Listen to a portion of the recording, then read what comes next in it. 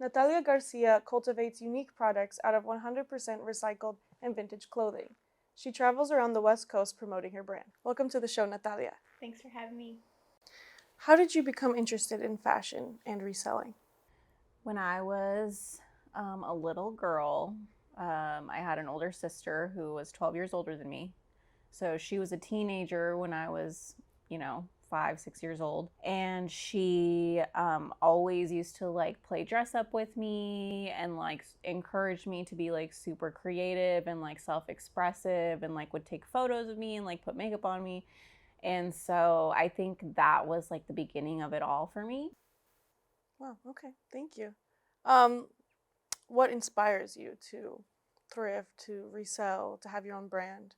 I would say just not wanting to stick to the norm of like having to work for a corporate company or work for somebody else in fashion. I think fashion is something that's really personal. It's the personal style that like, you reflect out onto the world. And so for that reason, that's why I think it's like super important to me to do it on my own and not have to like work for somebody else and what their ideas are. Mm-hmm.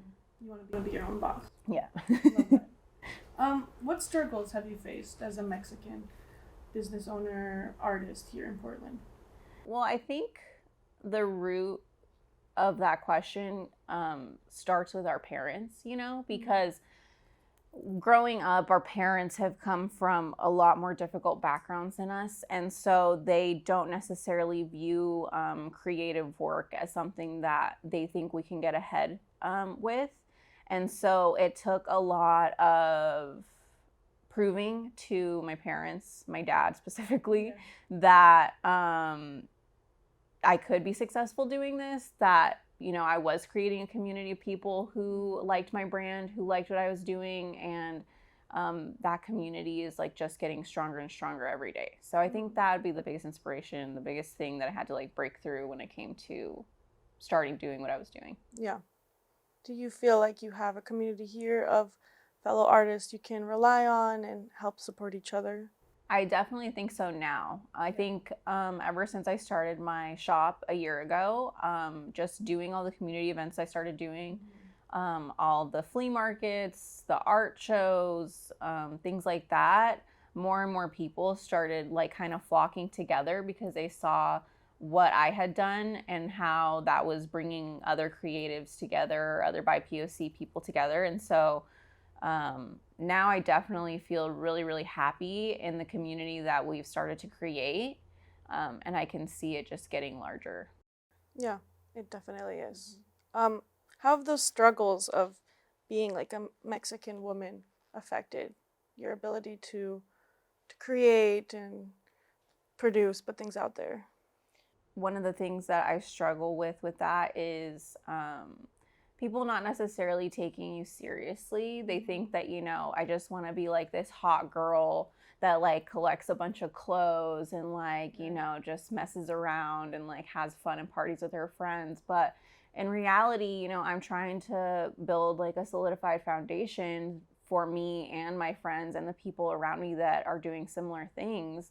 And so it's just about, that people have those like outside perceptions of you and like what they think you are and what you should be, and then it's just up to you to just continue proving them wrong. Yeah, break the norm. Yeah.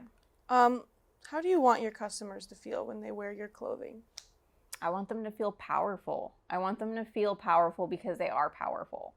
And I want them to feel comfortable in their own skin. I want them to, no matter what they put on, to just like feel like they are that bitch or that, whatever. Like you are that, like own that, because the louder we are about who we are and like what we value, the more nervous other people will get. Yeah, I love that. There's power in that for sure. What goes into selecting your products and making them unique for your brand? I always like to find things that are really different, things that are kind of connected to my culture, my Mexican American culture. So, things I saw, like, my dad bring home from Mexico growing up, the colors, My mom is from New Mexico, so kind of that like southwestern like flair.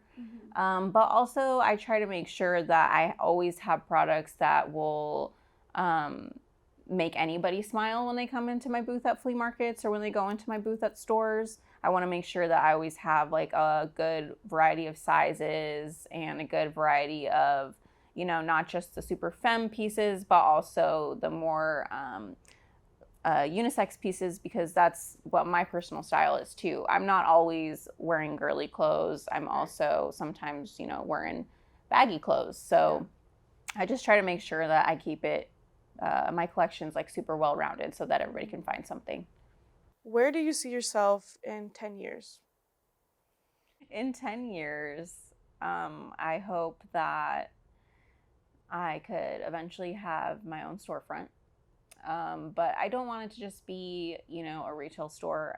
I definitely want it to be like a hub for other creatives to be able to showcase their work, whether that be clothing they're making or films they're making or artwork they're making. Just, I want to make sure that it's not just about me, I don't want my store to just be about my vintage clothing. I really want it to be a collective of all the beautiful BIPOC artists that are here in Portland that are often overlooked because they don't have a place to put themselves out there. And so I just really want to continue creating that community for them, and having my own space to do that will be perfect.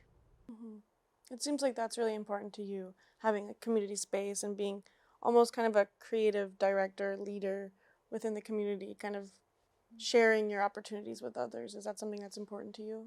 It's extremely important to me because I just not that long ago, before I started my shop, was kind of in a dark place because I didn't have like a circle of supportive people around me that were, you know, reassuring me or encouraging me that what I was trying to do could be successful, and that, I should make the effort to do it.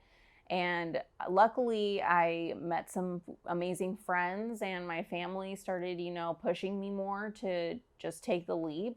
And that's when I realized, like, all we have is each other. And if we're not supporting one another and we're not pushing each other to, like, fully own our own power, like I said earlier, like, there's times where we'll just be stuck and we'll never do it. And that's why we continue to just be stepped on. Yeah.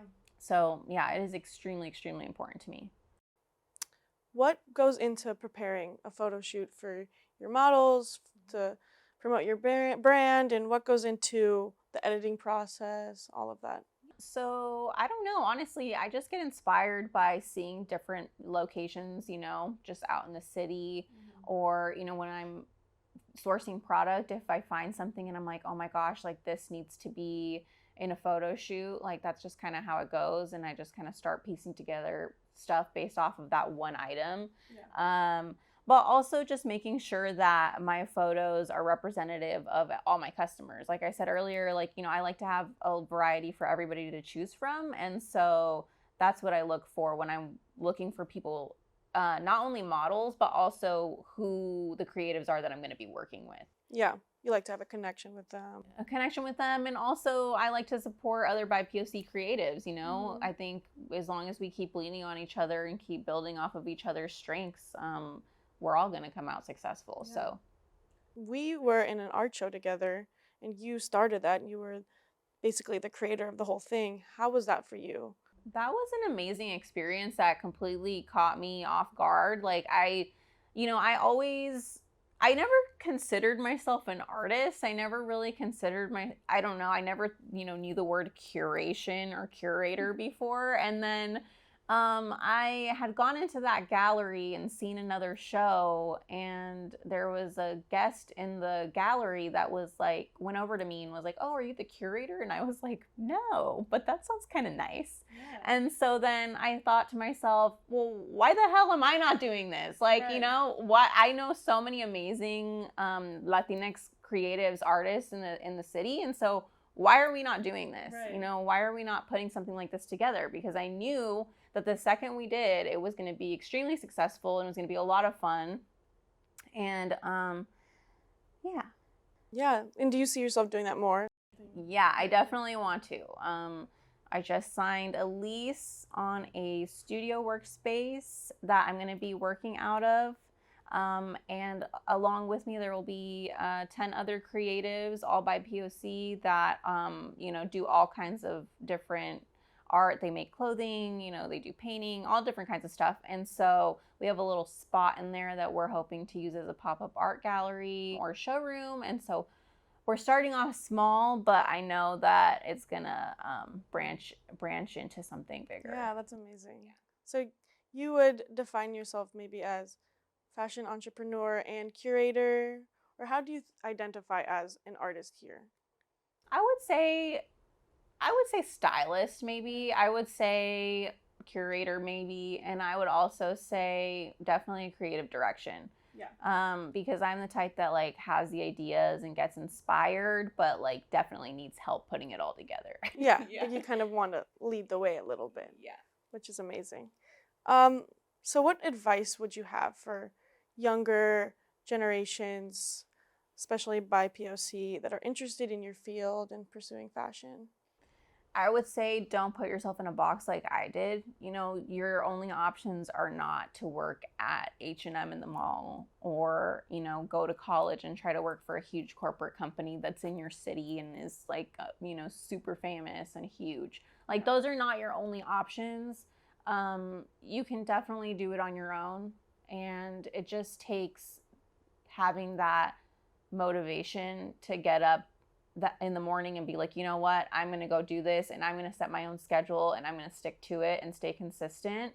And also I'm going to be good to other people around me, so that way we can continue to make connections, because I'm not, you have to realize that you're not going to go anywhere alone. Yeah. And so as long as you do all those things, you can be successful. You just have to work really hard. Yeah, but you can do it. You definitely can do it. Okay. Well, muchas gracias, Natalia. It was a pleasure to have you on the show, and I wish you the best of luck with everything. Thank you so much. Likewise. Te adoro. That concludes the first episode of Arte Únicos de Humanos Unicos. Thank you so much for watching and supporting BIPOC artists here in Portland, Oregon. I'll see you next episode.